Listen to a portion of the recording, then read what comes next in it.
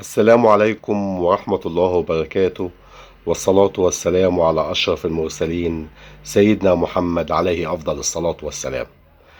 الفترة اللي فاتت كان في موضوع النهاردة بتكلم الترندات والتفاهات، وإن كل فترة معينة رأي العام كله ينشغل بحاجة فجأة كده، وبعد كده نرجعه وننسوها.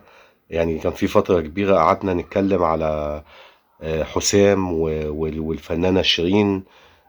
لا حسام بيحبها، لا حسام بيكرهها، لا هو عايش معاها، لا هو اتطلق منها، لا هو سايبها، لا هي خلى هو السبب ان هي خلاها ادمنت، لا هي حاليا في المصحة، لا حاليا ظروفها الصحية وحشة، لا حاليا ظروفها الصحية كويسة، لا طلعت غنت، لا تخنت، لا لبست، لا قلعت، لا سوت.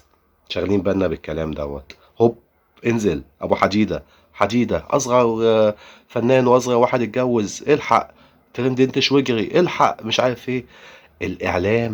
الإعلام والمنصات العظمى الغالبية فيها بتتكلم على التفاهات.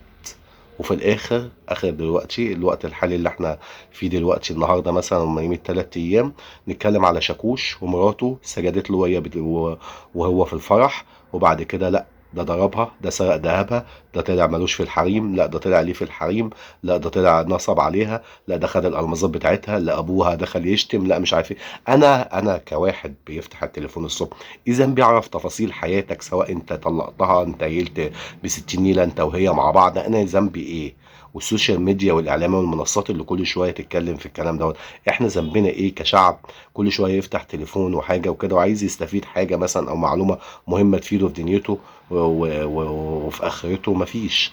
ليه مش بنسلط؟ هل ده بقت استراتيجيه وبقى فكر وتخطيط مثلا اعلام هو دوت اللي بيوصله لنا، بس ان هم الناس دي اللي دايما على المنصات، والناس دي اللي بتكسب فلوس، والناس دي اللي بتعرف تحرك امورها. ليه مش بنجيبوا عالم حافظ كتاب الله؟ ليه محروم ان هو يطلع ويتعرف والناس كلها يقولوا بسم الله ما شاء الله الله اكبر صوته حلو؟ ليه مش بنجيبوا دكتور عالم بره البلد كلها والعالم كله بيفتخر بيه ويحكي قصة كفاحه للشباب اللي طالع، والشباب تشوفه وتقول انا نفسي ابقى زي دوت؟ ليه ما بيحصلش كده؟ ليه مش بنجيبوا واحد صغير شقيان وتعبان وفاتح بيت عشان ابوه متوفي، شاب صغير وبيكافح بالصبح وبالليل، وفي نفس الوقت في كلية او بيحضر ماجستير؟ ليه مش بنجيبوا ست غلبانة جوزها توفى وبتسيق سلالم وبتغسل عشان تربي عيالها وتبقى قدوة وتبقى هي تاخد جايزة الأم المثالية مثلا؟ ليه الإعلام مش بيسلط الضوء على ناس تبقى فخر وانا بتفرج عليهم كده، احس فعلا ان البلد فيها خير، وان البلد لسه فيها ناس محترمة، وفيها ناس بتكافح وناس بتجاهد وناس بتتعب عشان خاطر توصل لهدف معين، ان هي تنجح وان هي تعيش حياة كريمة وتكون عايشة ومبسوطة. في عز ما انت بتفكر وتقول مثلا ايه، اه بص بتاع الترند ده عمل كام دلوقتي، بتاع انت شويجر دلوقتي خد من هنا وخد من هنا. هو انت فكر ان ده نجاح؟ اقسم لك بالله مش نجاح. عارف ليه مش نجاح؟ اقول لحضرتك. النجاح ان انت تاكل نفسك بالحلال، تاكل نفسك بالحلال. كون ان انت بتاكل نفسك بالحلال دي عند ربنا حاجه كبيره جدا. ربنا لما بيشتد غضبه على انسان بيبارك له في المال الحرام. فانت تشوف واحد كده معدي بعربيه، ياه بص العربيه ونازل ايه، بص الفخامه والبرفان والبدله ونضاره الشمس بقى العاليه بقى اللي تعدي ال 30 جنيه والشغل دوت وبتاع، وانت مبهور من جواك، بس هو من جواه حزين. عارف ليه؟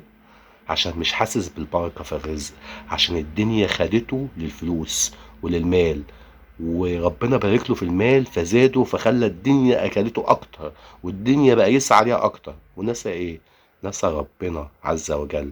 ما بقاش يهمه المليم اللي بيسعى عليه دوت هل حلال ولا حرام، ما بقاش يشغله الموضوع، ما بقاش يشغله. فاستقيموا يرحمكم الله. رجائي أشد الرجاء من أي حد بيسمعني، نوصل الرسالة للإعلام المصري إن فينا شباب محترم، فينا ناس محتاجة إن هي تتعب وتشقى وفي صور كويسة كتير. بلاش نصور للعالم كله وللشعب المصري بالأخص إن مصر بقت بلد التفاهات والترندات والاستعباطات وتشغلونا بحاجات أنا مش هستفاد منها حاجة. انا مش هستفاد منها حاجه، ولا هتفيدني في الدنيا ولا في الاخره. استقيموا يرحمكم الله. والسلام عليكم ورحمه الله وبركاته. شكرا.